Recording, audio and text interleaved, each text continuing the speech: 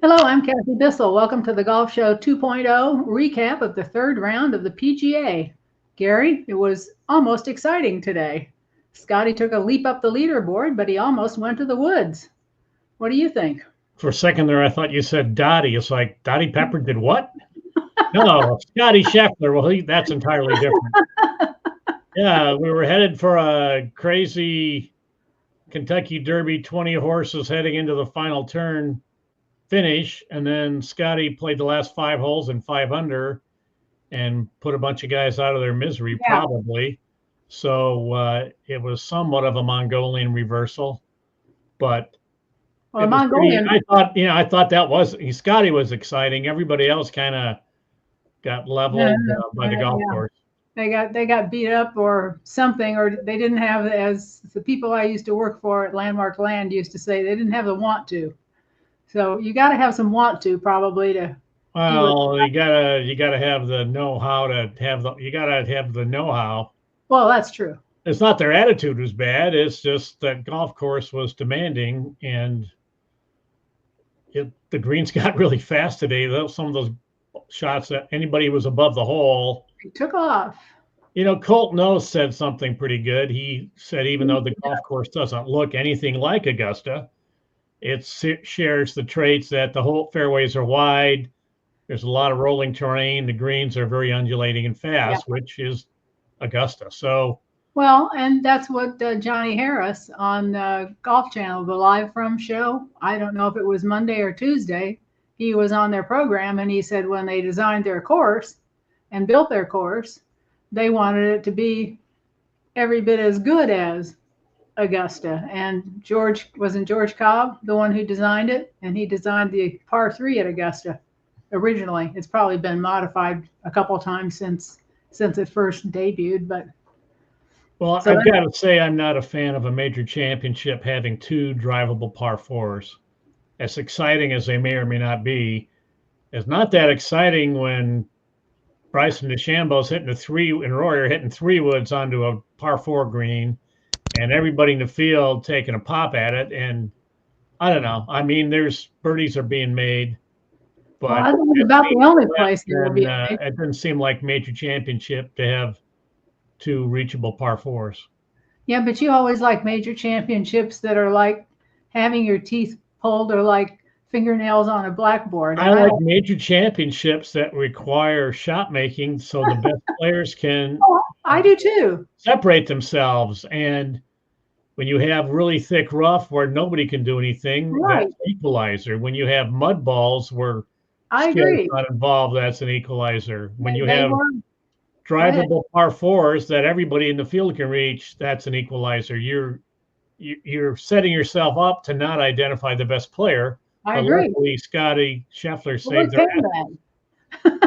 that. He overcame all of the decisions that other people made, and he's in the lead. But it took Yeah, him but if not for surviving that, the we could first. be looking at Matthew Pavon right now. Right, but I had nothing wrong with Matthew. That's his He'd, mother was he- so he'd be excited he'd that be a she couldn't watch. sensational winner. That would be a Frenchman winning. That'd be awesome. It would be fun. It would be fun for them. It wouldn't be so fun for us because we're rooting for an American to win. Well, But we're rooting for the best story. We're reporters. Are rooting for the best story. And Scottie Scheffler. Here's something about Scottie Scheffler you probably haven't thought of yet. okay, tell me. We just saw Rory win the Grand Slam, and we Yes, saw Justin Spieth go down in flames in his yes. attempt to get the career Grand Slam. You mean Jordan, What did I say? Justin? Justin Spieth, yeah, I Yeah. probably made that mistake a few times over the years. And that Jordan Thomas, they're good friends. Yes. Anyways, Interchangeable. Spieth is not going to win the career Grand Slam this year, but you know who can still this year? Scottie Scheffler. He wins this Good. one. He wins the Open at Oakmont, and he wins the British Open at He still has a chance. Northern Ireland. He could win the career Slam this year. I know that's a long shot. I'm not saying he's going to, but I'm saying mark it down on your list of possibilities that were he to win Yeah, Sunday, the career Slam is theoretically in its sights. It's kind of a reach, but I'm just that's saying that. theory. But it looks like he's starting after what he saw with Rory at Augusta. It's looking like a little bell went off inside his brain, and he's going, "Okay, I need to check this one off." Not that he didn't try last year. He just got arrested and sent to jail and all kinds of other stupid stuff. It's always good to be the first one to bring up something where, you're not breaking news, but you're the first one to come up with the idea. I think when Scottie won his first Masters, I was the wise guy in the media center at Augusta to ask him if he'd had any thoughts yet about the Grand Slam that year. And he was like, "Oh, come on, man. No." Well, he was funny about it, but I'm just saying there's a chance. It's a long shot, but he's the kind of player who is, I don't know, he doesn't hit shots that drive you crazy or everybody, remembers necessarily, or even rounds that everybody remembers, but he wins tournaments that are important and that are exciting. And when he gets on a roll and starts winning and winning, you can be on the seat of, edge of your chair, rooting for Scottie to do something good next week, kind of thing. Well, he wasn't really looking all that sharp on the front a lot of times, but I think what gets lost in the translation about Scottie Scheffler is if I could have anybody's short game on the PGA Tour right now, I'd take his. He's the best chipper and pitcher and sand player overall combined. He's got the best short game. He's just doesn't make bogeys. And honestly, it's a weapon. How many times have we seen him chip in? Yeah. He is Jordan Spieth-like or Justin Spieth-like, whichever one you prefer. He holds out more than Jordan Spieth does. So Tiger showed us the secret to winning.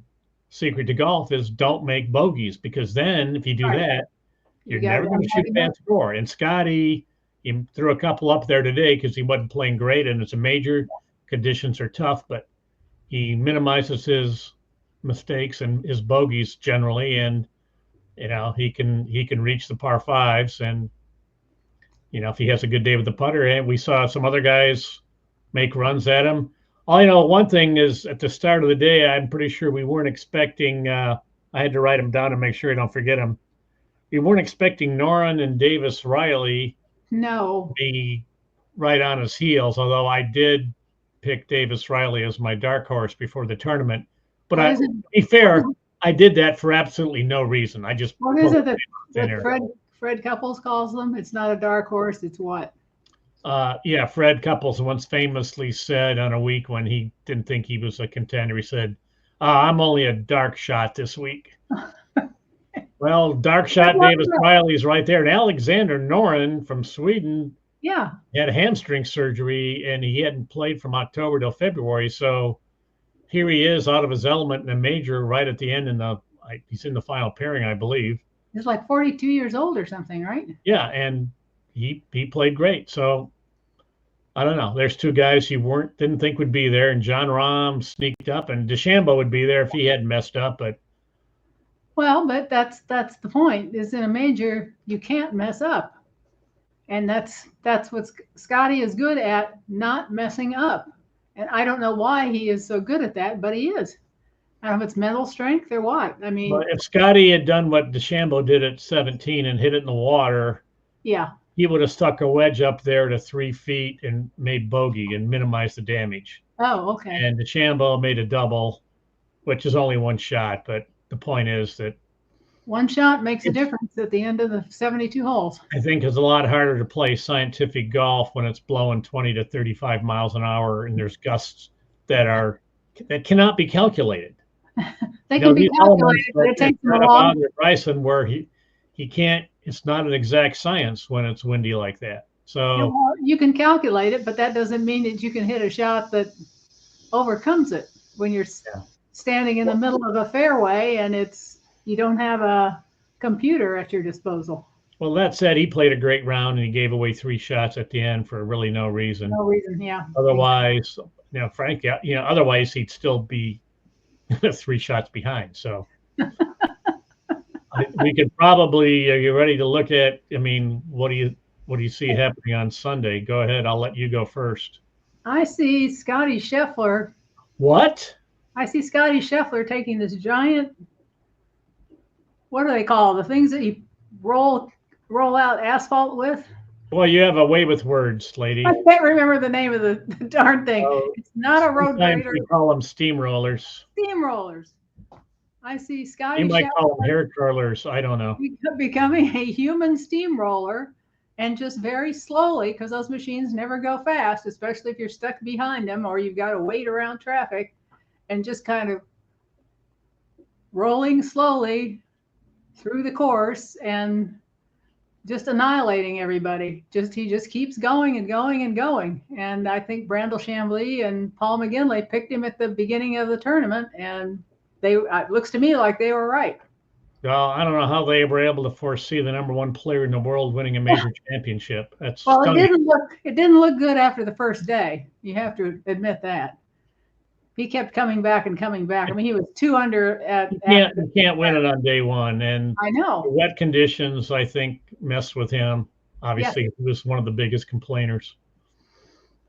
I But don't yeah, think I don't think he was a big complainer, but he just said that it wasn't an ideal situation, and well, he he said decided, it was. Yeah, you spend your whole life trying to get control of the yeah, golf ball, and they don't. You know, well,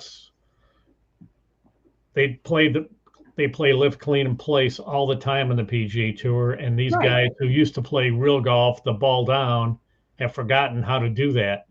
Well, And see, that's where that's on them. I So agree on that. Lanny Watkins, I don't know if he texted or he called it. Was it Peter Costas? He contacted somebody and said, just do like Trevino does, hit low trajectory shots when it's muddy like that, and your ball skips and cleans itself off.